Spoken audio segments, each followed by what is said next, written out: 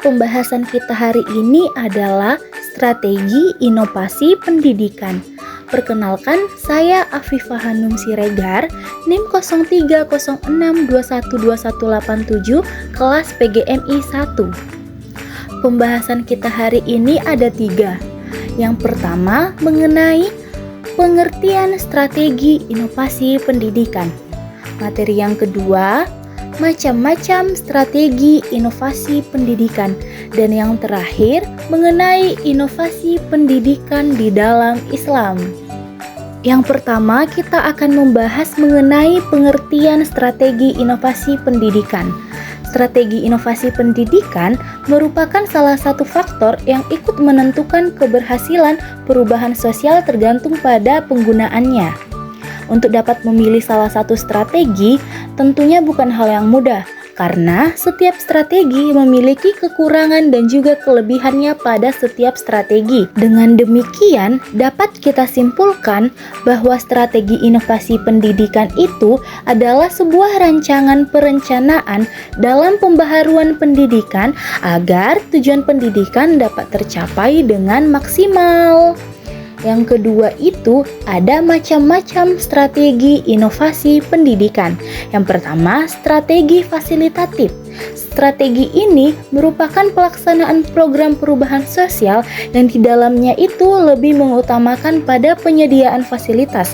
Artinya, untuk mencapai tujuan inovasi, diutamakan penyediaan fasilitas dengan maksud agar program inovasi pendidikan berjalan dengan mudah dan lancar.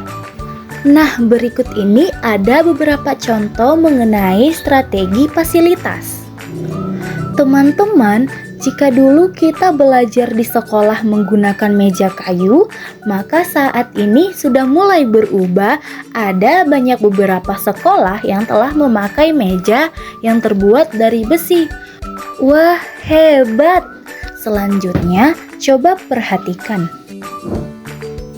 Jika dulu guru hanya dapat menyampaikan pembelajaran melalui media buku, maka sekarang sudah bisa menggunakan infocus untuk menyampaikan pembelajaran, sehingga pembelajaran menjadi lebih asik dan menyenangkan.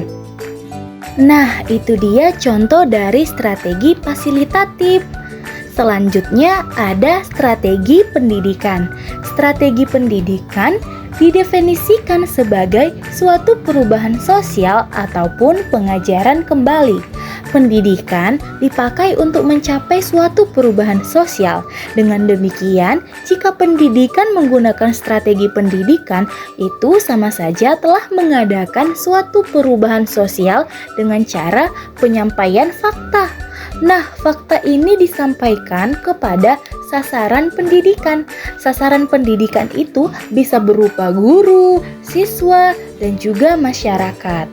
Contohnya itu, jika dulu pada tahun 2013 kita menggunakan kurikulum 2013, maka mulai dari tahun 2020 atau 2021 kita sudah mulai berpindah menggunakan kurikulum merdeka.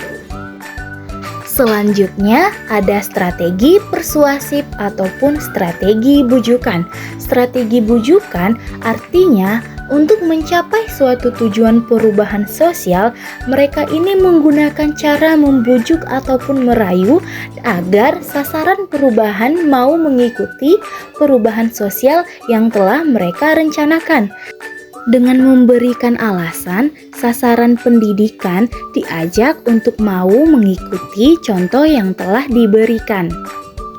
Nah, contoh dari strategi bujukan itu ada dituliskan di sini. Teman-teman, ayo dibaca dan dipahami. Strategi yang terakhir ada strategi paksaan. Pelaksanaan pada program perubahan sosial dengan menggunakan strategi paksaan ini artinya dengan cara memaksa klien ataupun sasaran perubahan untuk mencapai tujuan perubahan. Apa yang dipaksa merupakan bentuk dari hasil target yang telah diharapkan. Contohnya itu, jika dulu guru tidak diwajibkan untuk memakai HP Android, Sekarang memiliki HP Android itu adalah suatu kewajiban untuk setiap guru. Hal ini dikarenakan perkembangan zaman yang semakin modern dan canggih. Yang terakhir mengenai materi inovasi pendidikan Islam. Inovasi pendidikan Islam adalah suatu perubahan ataupun pembaharuan yang dilakukan menuju kondisi yang lebih baik untuk mencapainya tujuan pendidikan yang dicita-citakan, yaitu pendidikan yang selaras dengan nilai-nilai luhur dalam agama Islam. Nah, yang pertama itu ada kurikulum. Kurikulum adalah pengertian luas, tidaknya terbatas pada subjek pelajaran saja, tetapi juga mencakup berbagai aktivitas yang dilakukan, baik itu di dalam sekolah ataupun di luar sekolah.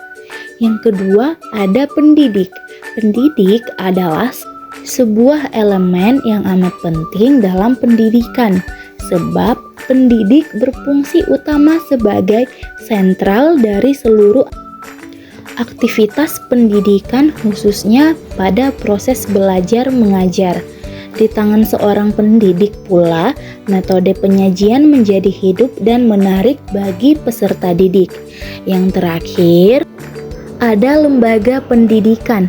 Tuntutan kualitas tidak memungkinkan peserta didik untuk melakukan kegiatan pendidikan formal saja, tetapi tentunya mesti serentak dan bersamaan juga dengan perlunya kebersamaan antara pendidik formal, non-formal, dan juga pendidik informal.